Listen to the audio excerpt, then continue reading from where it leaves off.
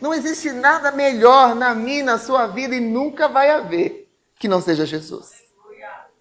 Eu demorei um tempo para descobrir isso. Que Jesus é a melhor coisa para a minha vida.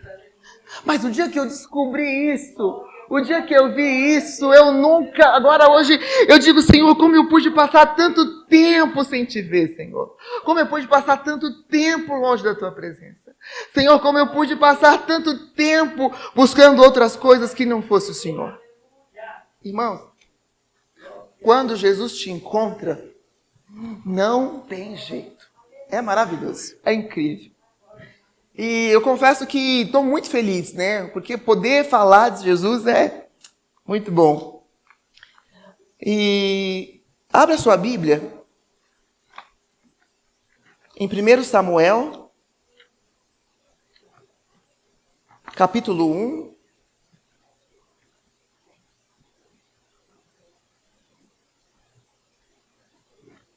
Primeiro Samuel, capítulo 1, do verso 9 ao 23.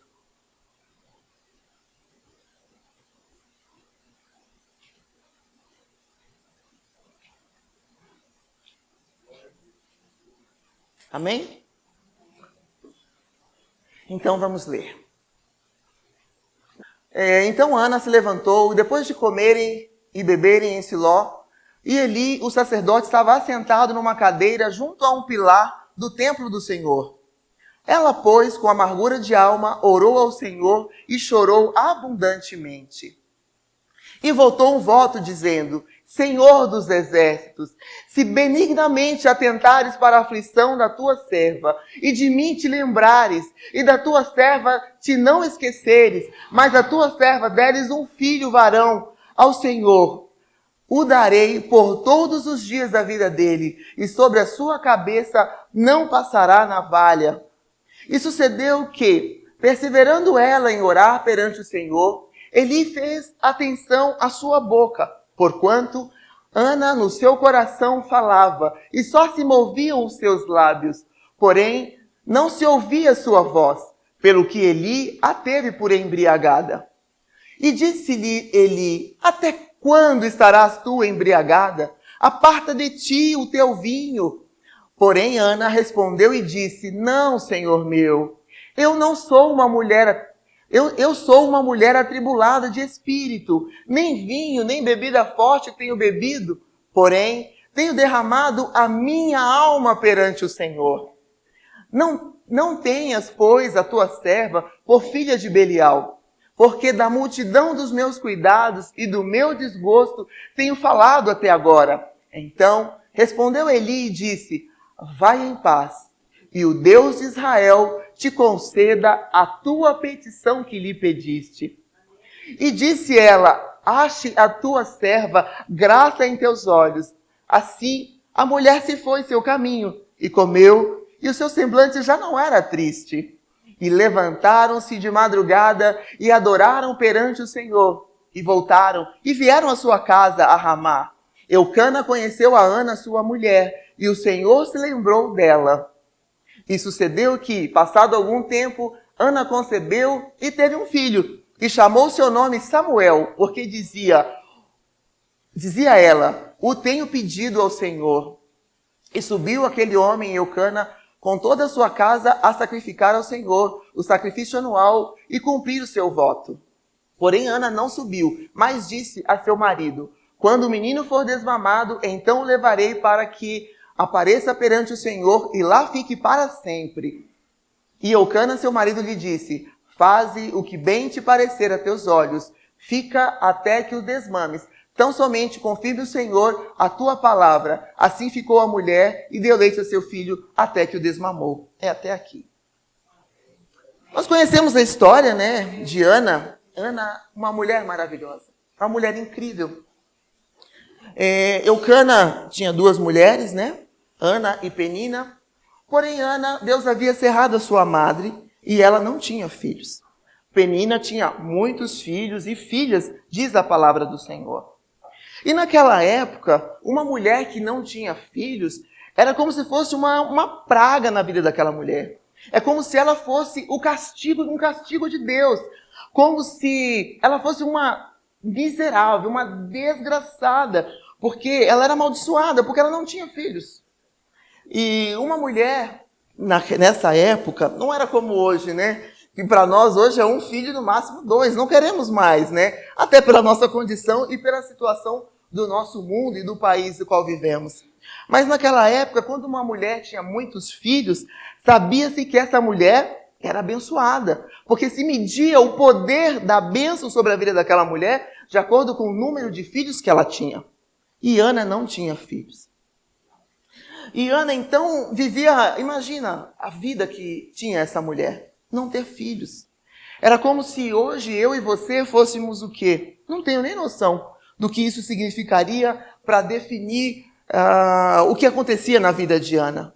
Mas para uma mulher que não pode ter filhos, é um sofrimento. Né? Nós mulheres podemos entender que já temos filhos, podemos entender o que é uma mulher sem filhos. Mas Ana, ela cria num Deus Todo-Poderoso.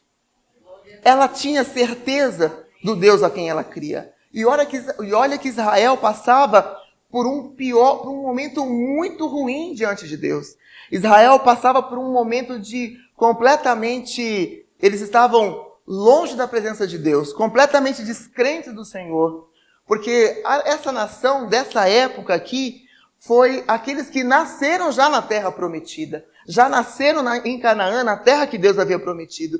E a palavra de Deus diz que eles não conheciam a Deus e não temiam mais a Deus. É uma nação completamente fora e estavam despojados da palavra de Deus e da fé em Cristo. Mas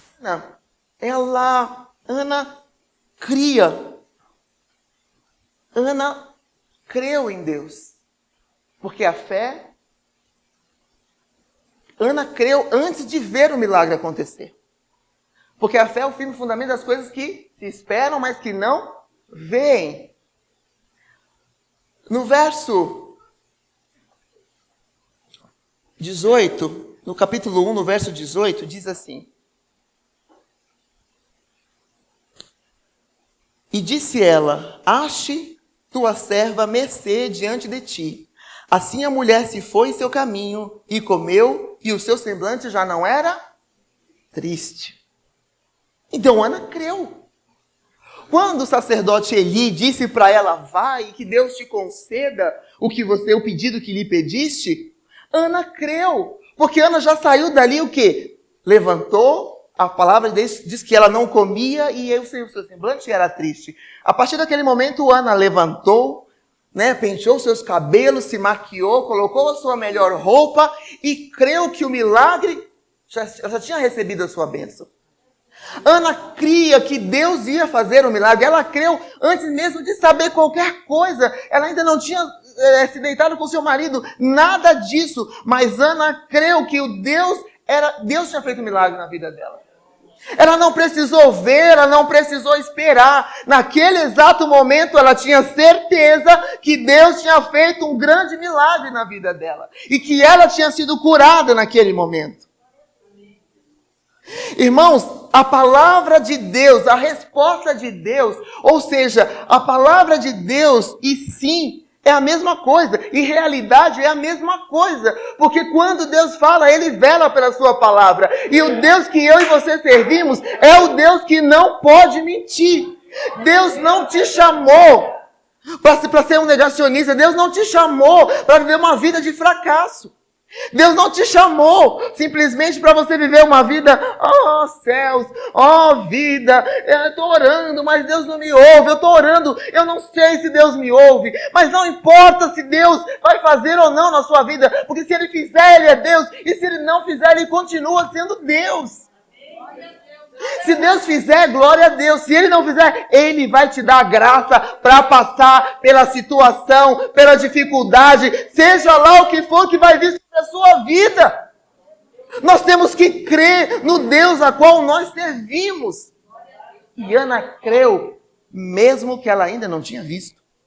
Meu Deus, que mulher de fé, né? E Ana creu antes que o milagre acontecesse na sua vida. Irmão, Ana poderia ter se conformado, não poderia? Poderia.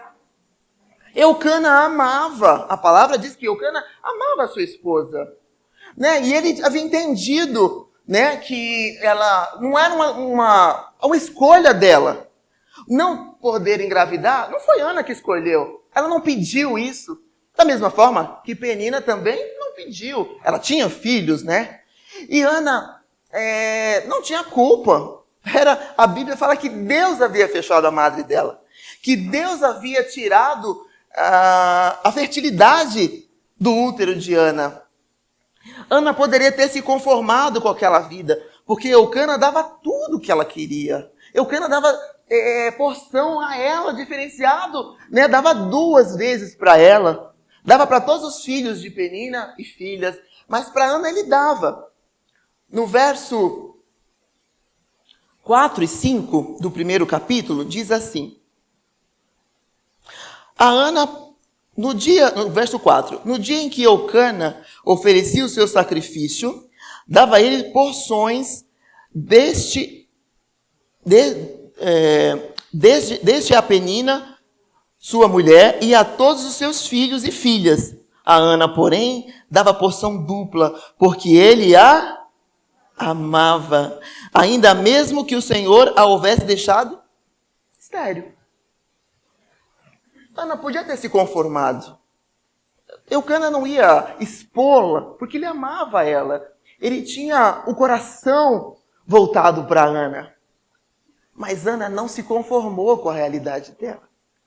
Ana não aceitou aquela condição de não poder dar fruto. Ana não aceitou a condição de não poder trazer vida dentro do seu útero, de não poder fazer alguém vir a este mundo. E Ana foi para onde? Para os pés do Senhor. Irmãos, quantas vezes eu e você desistimos tão fácil? Na primeira dificuldade que nos vem, que nos sobrevém, nós já falamos, não vou, porque está tão difícil, né? Nossa, Senhor, hoje está tão frio, não vou para a igreja, está tão frio, Senhor, não vou, porque, né? Eu não vou hoje, porque hoje está chovendo. Eu não vou, porque hoje eu não vou. Deus não está ouvindo a minha oração. Deus já não olha mais para mim. Deus já não me vê mais. Deus já não me enxerga mais. Olha para mim, olha para a minha dificuldade, né? Deus falou comigo nessa palavra. Porque eu estava assim, Senhor, olha para mim, eu estou passando por isso, Jesus. Passando por isso, Senhor. É o ouvido com zumbido, é as costas que trava, é esse problema, Senhor, é esse problema, Senhor. É aqui e é ali, Senhor. Mas aí, meu telefone tocou e alguém me procurou para conversar. E quando essa pessoa começou a me contar o seu problema, quando essa pessoa começou a me contar o que estava se passando na vida dela, eu comecei a me sentir realmente miserável. Porque eu falei, Senhor, eu não estou passando metade disso e estou aqui reclamando, Senhor. E Deus falou grandemente no meu coração, tá vendo? Você reclama, mas você não tem ciência do que acontece na vida dos outros.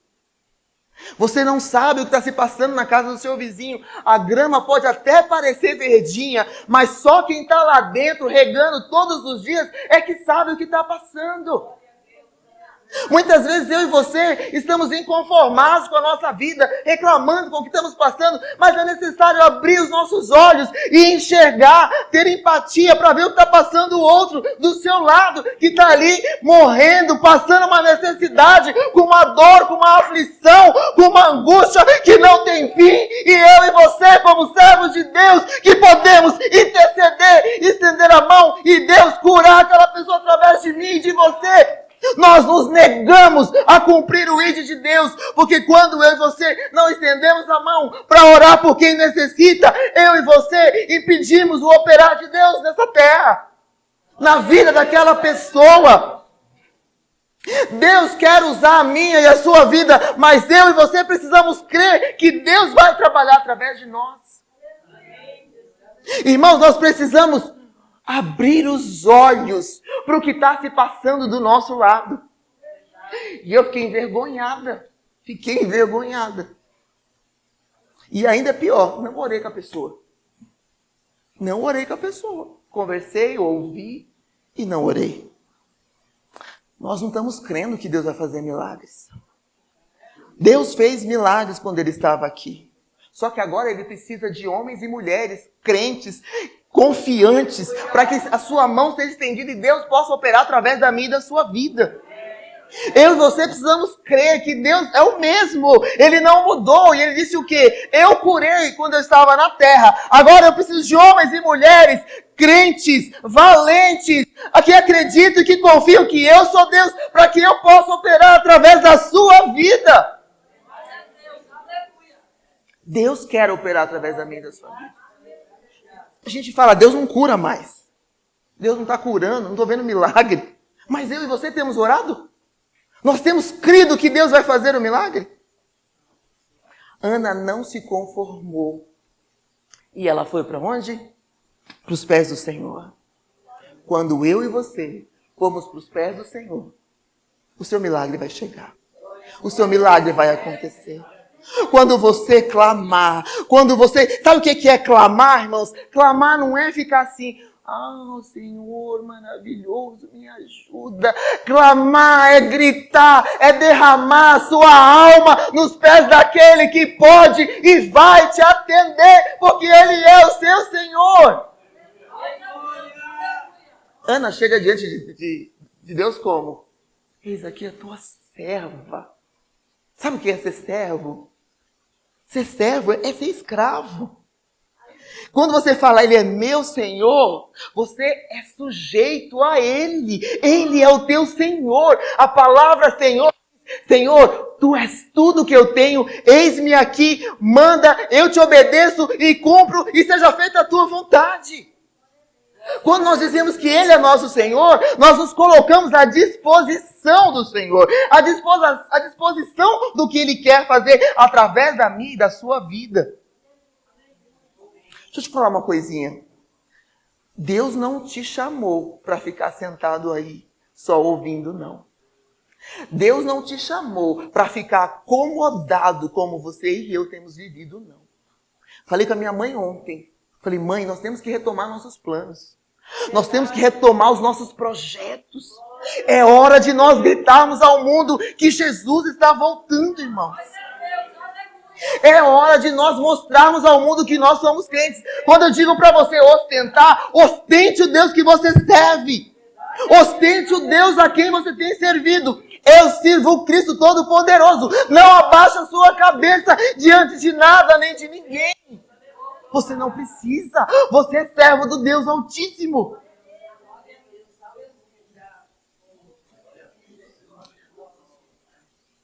E o mais gostoso de Ana... Ana pediu a Deus um filho, para que ela pudesse devolvê-lo para ele. Você já pensou nisso? Você já parou para analisar isso?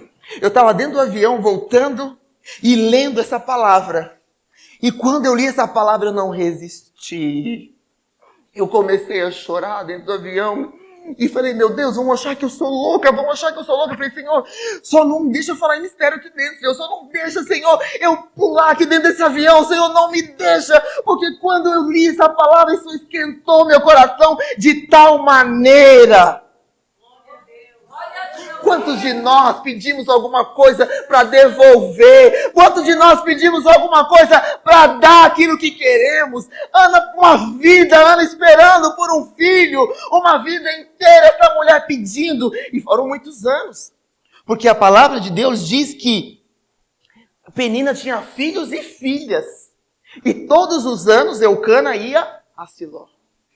Se todos os anos, significa que se passaram muitos anos. Não eram 1 ano ou 2 anos só como eu e você estamos esperando pela nossa bênção. Não seriam só meses ou dias como eu e você estamos aqui esperando. Eram anos. E Ana diz o que para Deus? No verso 9.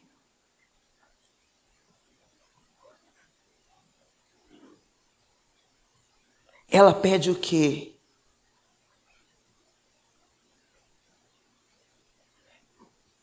aqui e fez um voto dizendo: Senhor dos exércitos, no verso 11, se benignamente atentares para a aflição da tua serva, e de mim te lembrares, da tua serva te não esqueceres, e lhe deres um filho varão, ao Senhor por todos os dias da sua... Irmãos do céu, que palavra maravilhosa é essa? Que mulher incrível é essa? Que mãe pediria um filho a Deus?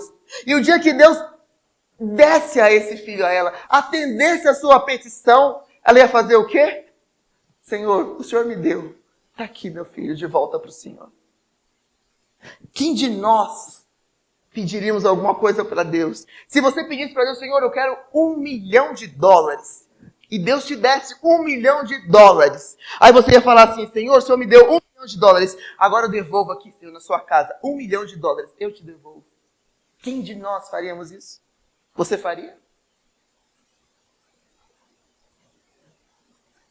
Nós temos pedido. Às vezes a gente não entende aquela palavra que diz: pedis e não recebeis, porque pedis mal, para usar nos seus próprios deleites. E eu li essa palavra e chorei, irmãos. Porque eu falei: Jesus, eu estou entendendo porque tantas vezes, Senhor, eu não recebo o que eu peço. E essa é uma pergunta que eu ficava me fazendo, porque eu queria entender essa palavra, eu queria entender esse texto, que falava pedis mal, né? Mas o que é pedir mal, Senhor? Pedir um emprego, pedir um filho, pedir uma casa, pedir... isso é pedir mal, Senhor? E eu comecei a pensar: eu tenho orado para Jesus salvar as minhas filhas. Eu tenho orado, mas eu descobri que eu estava orando errado. Eu tenho orado a Deus para que Jesus salve as minhas filhas, para que o meu sofrimento cesse, para que a minha dor seja amenizada. Mas eu não tenho orado a Deus para que as minhas filhas sejam mulheres de Deus, usadas na obra do Senhor, sejam enviadas para pregar, para falar do nome dEle, sejam mulheres usadas, sejam mulheres cheias do Espírito Santo, sejam mulheres que, sim, se Deus quiser, que vão às nações para pregar o Evangelho, que sejam mulheres que deem a sua vida consagradas ao Senhor. Eu não tenho feito essa oração. Eu tenho orado: Senhor, salva minhas filhas, porque assim eu vou ficar mais tranquila. Salva minhas filhas, porque elas não vão para o inferno. Salva minhas filhas por causa disso. E eu falei: Senhor, como nós somos egoístas. Como eu sou egoísta, Senhor. A minha oração é para pedir porque o meu sofrimento cesse. Não para que o teu nome seja glorificado, não para que o seu nome seja exaltado, não para que o Senhor, para que as nações te conheçam, Senhor. Irmãos, muitas vezes temos pedido mal. Temos pedido para que nós sejamos beneficiados. Temos pedido para que nosso sofrimento cesse. Temos pedido a Deus para que nós possamos usar aquilo que temos pedido a Deus. E eu fiquei pensando nisso, irmãos. É verdade, Senhor. Mudei a minha oração. Senhor, que as minhas filhas sejam bênçãos nas tuas mãos, para que o Senhor possa ser honrado. Para que o seu nome possa ser glorificado, Senhor. E quando eu e você pedimos, não estou dizendo que você não possa pedir outra coisa, não. Pode pedir sim. Senhor, me dê uma casa boa, Senhor, com 4 quartos.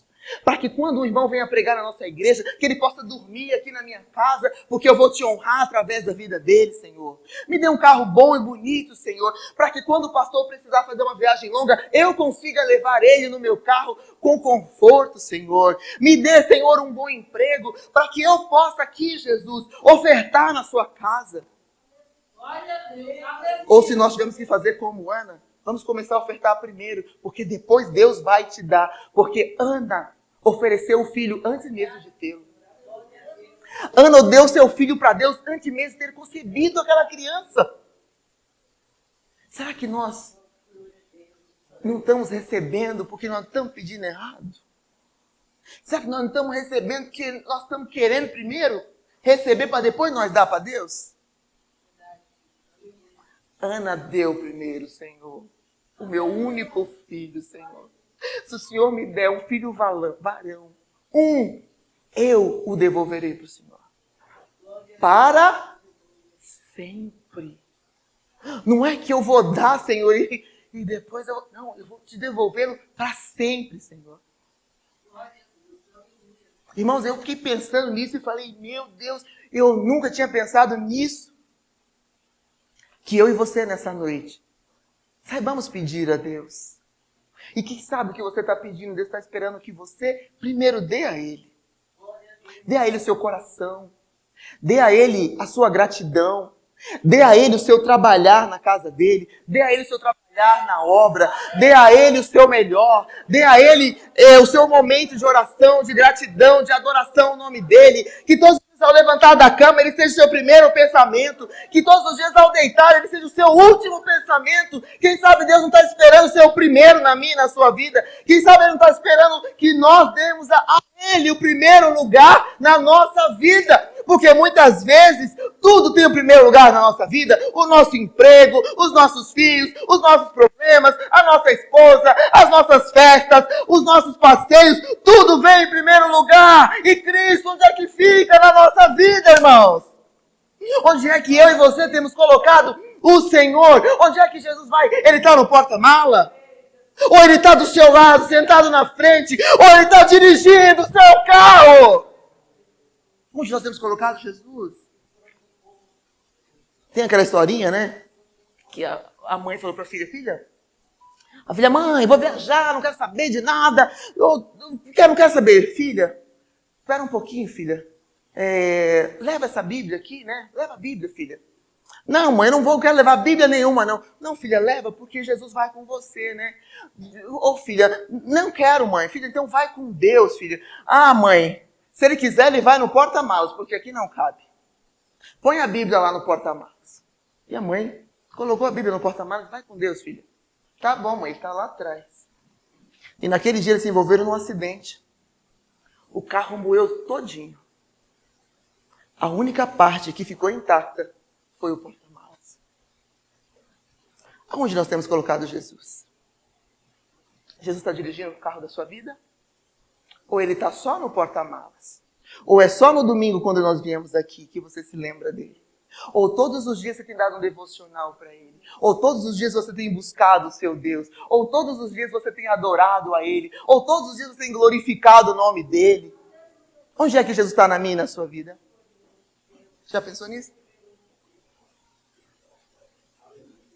Aleluia. Glória a Deus.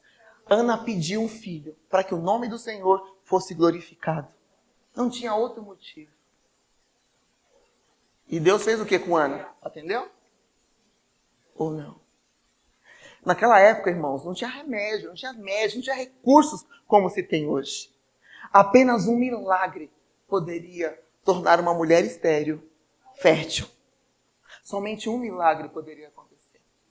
Talvez hoje você esteja aqui como eu estou para algumas coisas. Somente um milagre pode mudar a história que eu tenho colocado nos pés do Senhor. Somente um milagre é o que você está esperando. Se é um milagre que você está esperando, em nome de Jesus, eu declaro na sua vida hoje, pelo sangue de Jesus, o seu milagre vai chegar. O seu milagre vai chegar, porque o Deus Todo-Poderoso a quem nós servimos, Ele pode fazer. Se eu e você deixarmos Ele trabalhar. Às vezes, você não está vendo nada acontecendo. Às vezes, você está igual... Falei isso com Jesus hoje na minha oração. Senhor, eu sei que a minha vida está como um bordado, Senhor. E eu só estou olhando de baixo. Está tudo emaranhado de linhas, um bolo de linhas para lá e para cá. E eu não estou entendendo nada, Senhor. Mas eu creio que na hora que o Senhor virar o bordado, eu vou compreender, porque eu estou passando por isso agora. Quando o Senhor virar para mim, Senhor, o que o Senhor fez, eu vou entender, Senhor. No momento certo, você vai entender que você está passando por isso. Mas entenda, você não precisa passar sozinho. Coloque Deus como prioridade na sua vida. Coloque Ele como centro da tua vida. Coloque Ele como o que guia o teu carro, vida, a tua vida, carro. Que assim seja. Porque o dia que Deus for o líder, quando Ele for o Senhor da sua vida, nós vamos conversar de outra maneira. você vai dizer, só o Senhor é Deus. Só o Senhor é Deus. Ana não se apegou às negativas.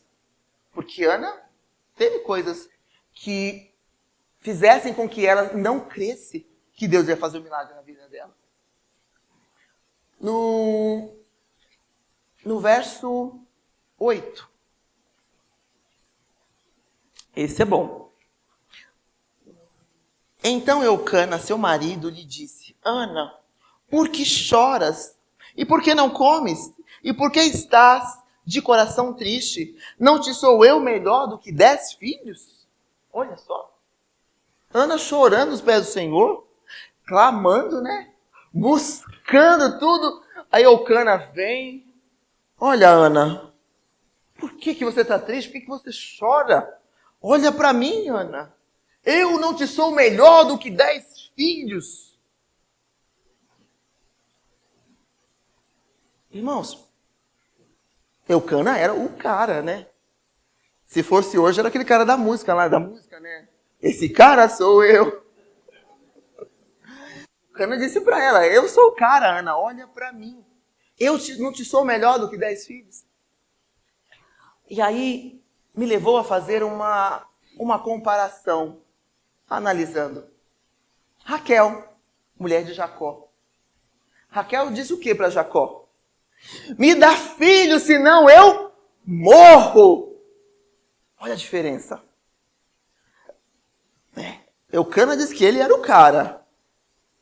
Porque Ana estava nos pés daquele que poderia atender a sua necessidade. Raquel na mesma situação de Ana. Ela foi para quem? Para quem que ela foi? Para o marido. Um homem, pecador, como eu e você. Ele jamais poderia atender o pedido de Raquel. E o que Jacó fala para ela? Por um acaso eu sou Deus que te cerrou a madre? Que te negou de ter filhos? Eu sou Deus? Não, não sou. Jacó diz para Raquel, vai para os pés de quem pode te atender. E Eucana fala, sai dos pés de quem pode te atender. Vai entender isso. Eucana, como marido, não foi junto com Ana orar, buscar, interceder. Ou, como eu e você, como crentes, deveríamos ensinar as demais pessoas a ir para onde? A Cristo.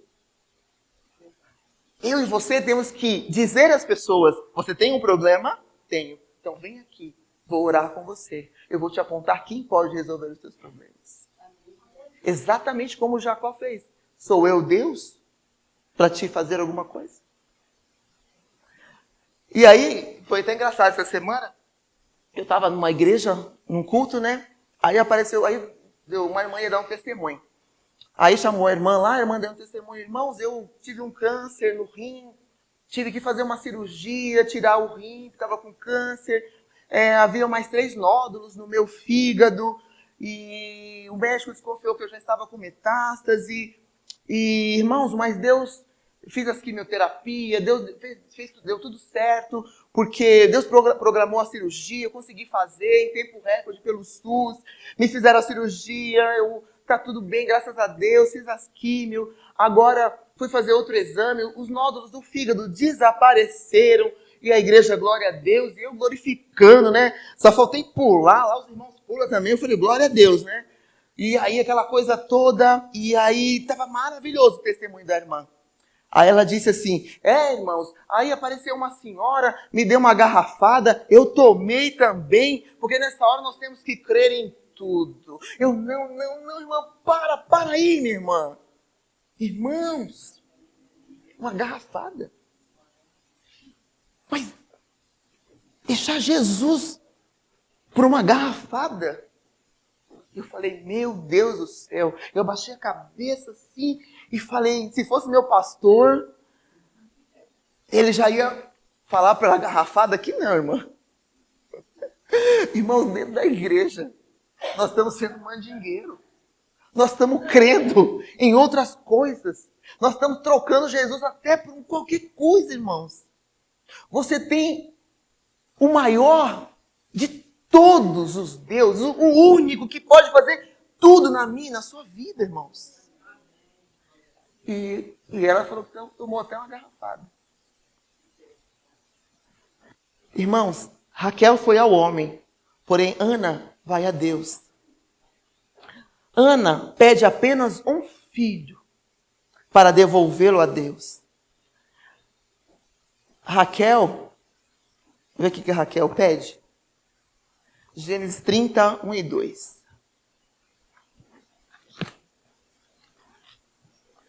Gênesis 30, 1 e 2. Vendo Raquel que não dava filhos a Jacó, teve ciúmes de sua irmã e disse a Jacó: dá-me filhos, senão morrerei. Então Jacó se irou contra Raquel e disse: acaso estou eu em lugar de Deus, que ao teu ventre impediu de frutificar? Possível isso. Muitas vezes nós estamos buscando a cura e o remédio no lugar errado. Às vezes você está buscando uma garrafada e você não vai encontrar. Você não vai encontrar. No verso 24, diz assim: e lhe chamou José, dizendo: dê-me o Senhor ainda outro filho. Enquanto Ana pede para Deus um filho e vai buscar em Deus, Raquel vai buscar no marido e ainda pede mais filhos. Porque a partir do momento que Ana teve Samuel, Ana não pediu mais nada para Deus. Ana só pediu um filho para devolvê-lo para Deus. Ambas, as duas histórias, têm muito a ver. Porque Ana era a mulher do coração de Eucana e não tinha filhos. Penina era a segunda mulher, e tinha filhos. Raquel era a mulher do coração de Jacó e não tinha filhos. Já Lia tinha filhos e não era a mulher do coração de Jacó. O que eu vejo com isso? Raquel espizinhava a Lia, que tinha os filhos. Né? Você vê, ela teve inveja da irmã e ela atormentava a vida de Lia, que também não tinha culpa do que Labão tinha feito. Porque os irmãos conhecem a história. Labão tinha dado primeiro a Lia no lugar de Raquel e depois deu a Raquel para Jacó.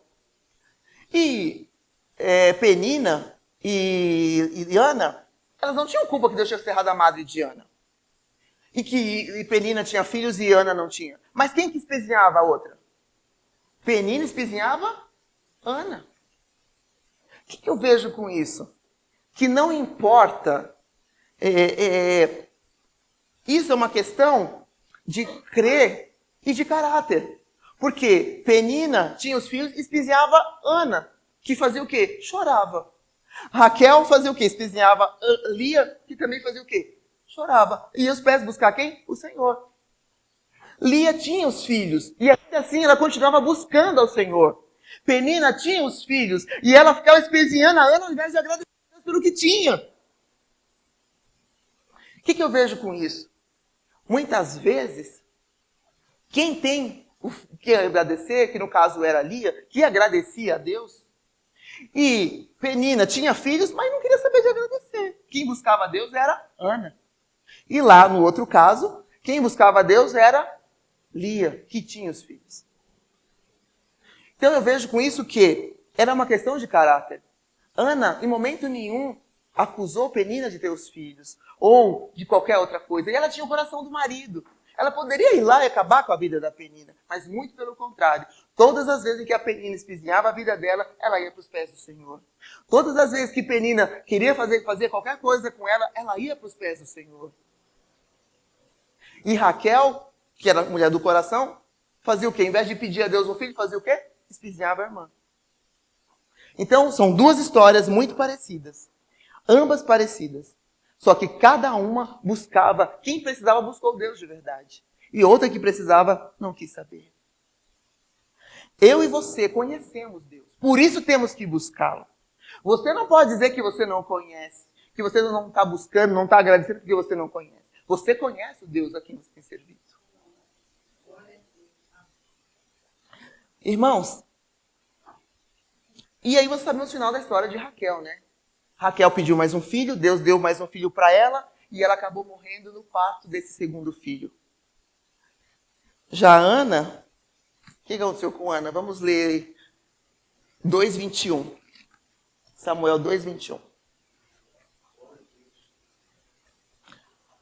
Abençoou, pois, o Senhor a Ana, e ela concebeu e teve 3 filhos e 2 filhas, e o jovem Samuel crescia diante do Senhor. Ana pediu um filho, e Deus deu quantos filhos para ela? 6 filhos com Samuel, né? Deu mais 5 filhos para ela. Às vezes eu e você queremos tudo, queremos pedir tudo. Eu quero pedir tudo, Senhor. Não que você não possa, você tem que estar pedindo para a pessoa certa. Ana pediu um filho e Deus lhe deu 6 filhos. O que eu entendo com isso? Deus entende e vê o pedido do meu e do seu coração. Ela pediu um filho e deu para Deus antes que esse filho nascesse. E Deus deu mais 5 filhos para ela. Às vezes nós não recebemos porque não estamos sabendo pedir. E ainda queremos que Deus nos dê primeiro para que depois nós devemos devolver para Deus. Mas se a fé é o firme fundamento das coisas que se esperam, mas que não se veem, como é então que eu vou ter que esperar receber para que eu possa devolver para Deus? Dê o seu tempo para Deus. Dê a sua oferta para Deus. Entregue a sua vida para Deus. Deixe Ele ser Senhor da sua vida. Deixe Ele guiar os seus passos. Deixe Ele ser Senhor da sua casa. Deixe Ele ser Senhor do seu trabalho. Deixe Ele ser Senhor de tudo que você faz. Ele quer ser Senhor. Quando entregamos a Deus, Ele se responsabiliza, irmãos. E você quer ver outra coisa? Como é que estava a vida de Eli? Porque a Bíblia diz que Ana entregou Samuel para Eli. Ela esperou o menino fazer desmamar, e lá se desmamava entre os 3 e os 5 anos. Então Samuel foi entregue nessa fase que ela abriu mão do seu filho, que ela foi lá entregar, porque ela havia prometido para Deus. Ela já havia entregue Samuel para Deus, mesmo antes dele nascer. E eu fico imaginando ela passando aquele tempo com ele, né? Amamentando seu filho e sabendo, esse filho não é meu. Deus me deu, mas não é meu. Eu vou devolver para ele. Já devolvi para ele. Eu já devolvi para ele. Então, a Ana vai entregar o seu filho, mesmo sabendo da vida, como estava a vida de Eli. Nós sabemos que a vida de Eli estava uma bagunça, porque os filhos de Eli, que eram sacerdotes, Hofni e Finéias, faziam o quê? Estavam roubando a oferta que as pessoas, a oferta que as pessoas iam sacrificar a Deus lá no templo. Então o que eles faziam? Eles mandavam um dos rapazes que ajudavam eles e roubavam a oferta de Deus. E eles eram sacerdotes. Eles eram os homens escolhidos por Deus. Eles eram os homens escolhidos por herança e por promessa. E eles haviam recebido isso, porque eles haviam da linhagem de Arão. Então eles eram sacerdotes por herança. E aí, os filhos dele estavam roubando e fazendo uma bagunça. Né? E eles eram sacerdotes, eram homens que haveriam de ter um relacionamento com Deus, haveriam de ter um relacionamento, reconhecer Deus como Senhor. E muito pelo contrário, eles estavam com a vida completamente fora da presença de Deus. E aí agora eu imagino Ana, olhando, eu vou devolver o meu filho, vou entregar o meu filho na mão de Eli, que já era um homem velho. E o homem, olha os filhos dele, e ele também comia das ofertas que os filhos dele roubavam das pessoas. Porque ele era sacerdote. E tudo que tinha parte que era do sacerdote, o sacerdote comia daquela parte. Se eu fosse Ana, eu não sei se eu teria entregue ao meu filho. Vendo tudo como estava, todo mundo falava do que Hofni e Finéias estavam fazendo. E Eli não fazia nada. Mas quando você promete uma coisa para Deus, você tem que cumprir. Não importa o que vão fazer com a promessa que você fez, com o que você entregou como promessa. Porque Deus se responsabiliza pelo que vai acontecer. É o que a gente diz às vezes, né? Eu não vou dar oferta porque eu não sei o que o pastor vai fazer com a minha oferta. Eu não sei o que ele vai fazer com o meu dízimo. Não é problema nosso. Ana foi lá e entregou Samuel. Está aqui o meu filho. E eu creio que Deus vai se responsabilizar por ele. Não tenha medo, irmãos. Quando você fizer um voto, entregue a Deus. Porque Deus se responsabiliza do que você entregou. Não importa o que vão fazer. E Ana entregou o seu filho. E quando você votar um voto, cumpra o que você prometeu a Deus. Por isso, quando você for prometer, pense, analise. Não vá falando no calor, na emoção. Vá prometendo. Como eu prometi uma vez, na emoção.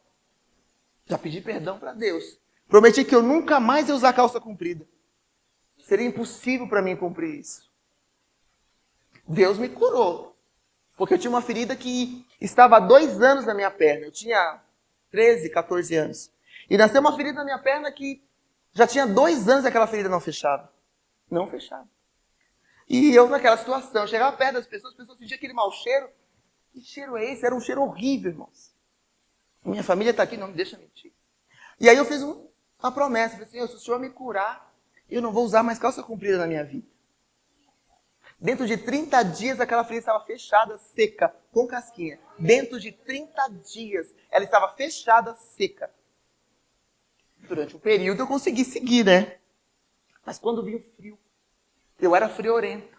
Aquele frio, não tinha dinheiro para comprar meia calça ou meias grossas. E nós saímos 5 horas da manhã de casa para ir trabalhar. E aquele frio cortando. Irmãos, eu não tinha jeito, eu tinha que usar calça. Não teve jeito. Então, quando você for votar um voto, preste atenção no voto que você vai fazer. Faça alguma coisa que você vá cumprir. E entregue diante de Deus.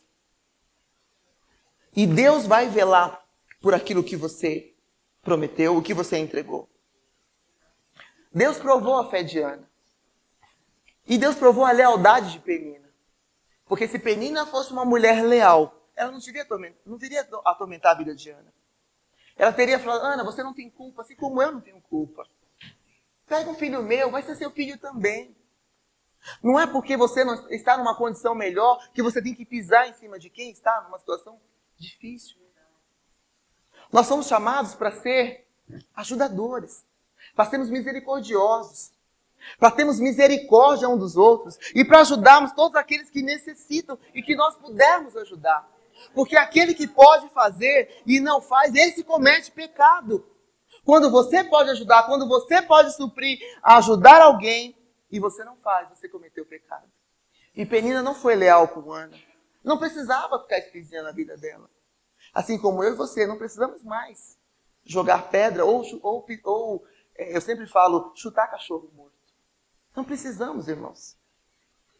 Nós somos a diferença, nós fazemos a diferença. Às vezes uma pessoa está numa situação tão miserável, tão desgraçada, e você, ao invés de vir com uma palavra que edifica, que cura, não. Você fala, sem chance, não tem jeito. É isso mesmo, vai morrer. Mas você é servo do Deus Altíssimo. Você foi separado para ser santo. Glória a Deus. Irmãos, ser leal ou ter fé na vida de Ana e de Penina era uma questão de caráter. E eu e você temos que ter um caráter de Cristo. Eu e você temos que seguir tendo um caráter de Cristo. Porque nós professamos a fé em Cristo. E o mundo vai olhar para mim e para você e ver se ele vê Cristo em mim e você. O mundo vai olhar para você e vai identificar de onde é você. Quando você vê um carro e você vê o símbolo, você diz o quê? Esse é da Fiat. Esse outro aqui é da Chevrolet.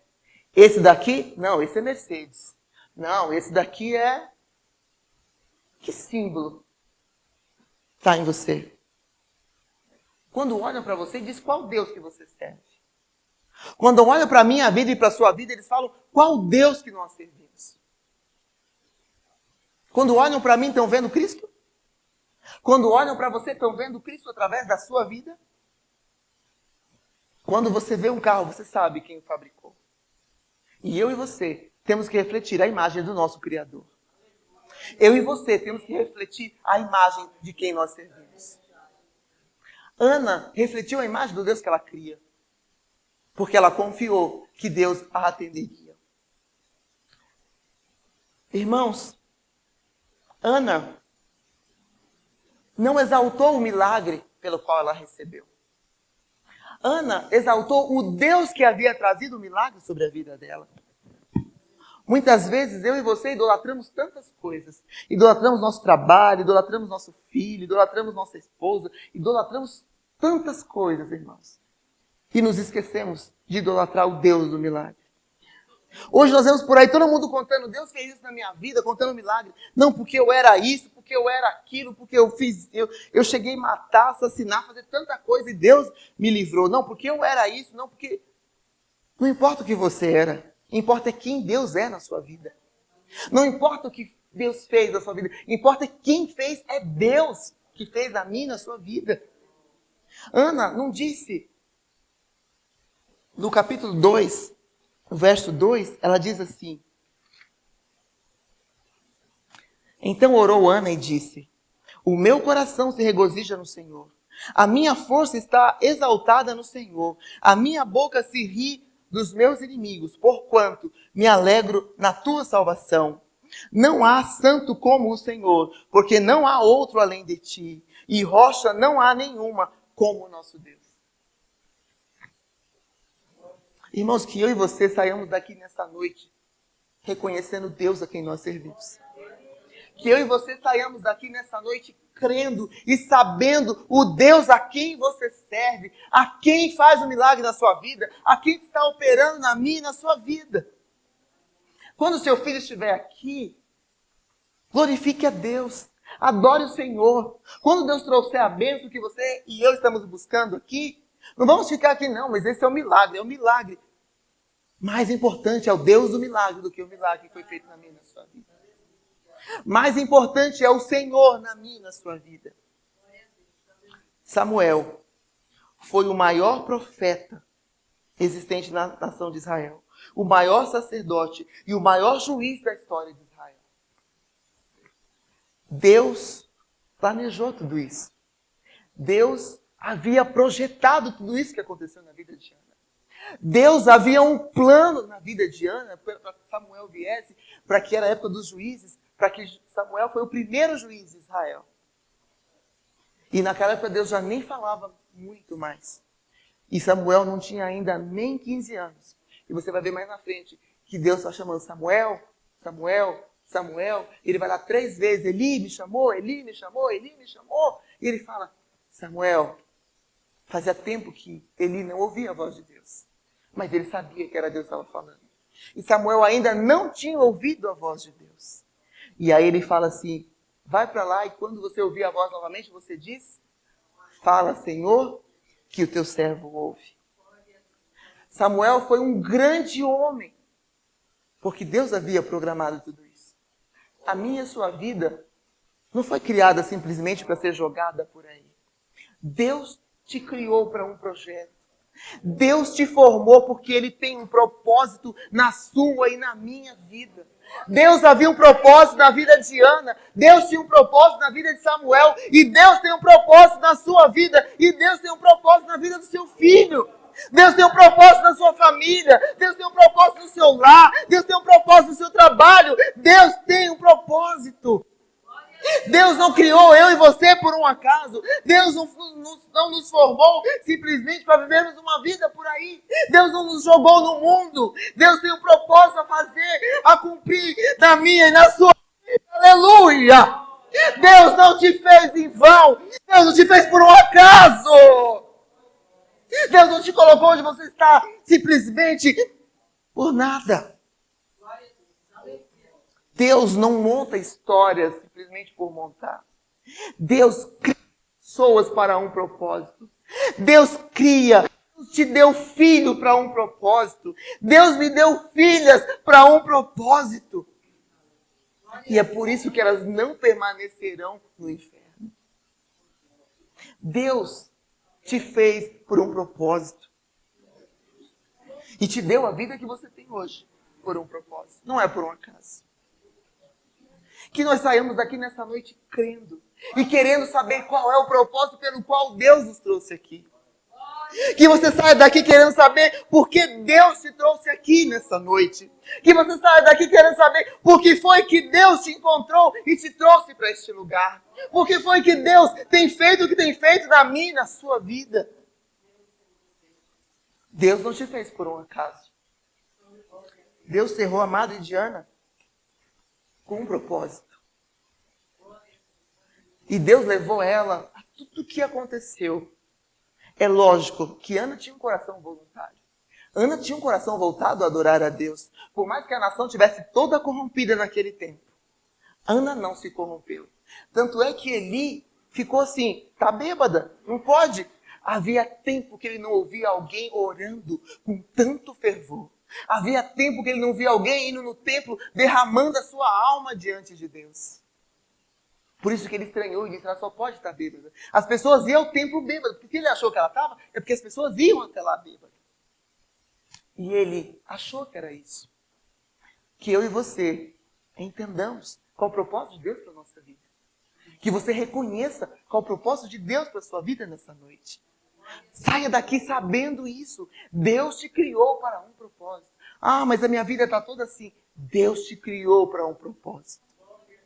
E que você hoje procure colocar a sua vida onde Deus quer que você faça, que você coloque. E que se Deus está chamando e você não está ouvindo, é porque talvez você não conheça a voz do seu Deus ainda. É que talvez você não conheça o que Deus está falando com você. Ou você está se fingindo de surdo e não está ouvindo a voz do Senhor. Deus está falando com a gente nessa noite. Deus está falando com você nessa noite. Deus está te chamando para um concerto com Ele nessa noite. Deus está te chamando para um verdadeiro encontro com Ele nessa noite. Deus está te chamando para mudar a história da sua vida nessa noite.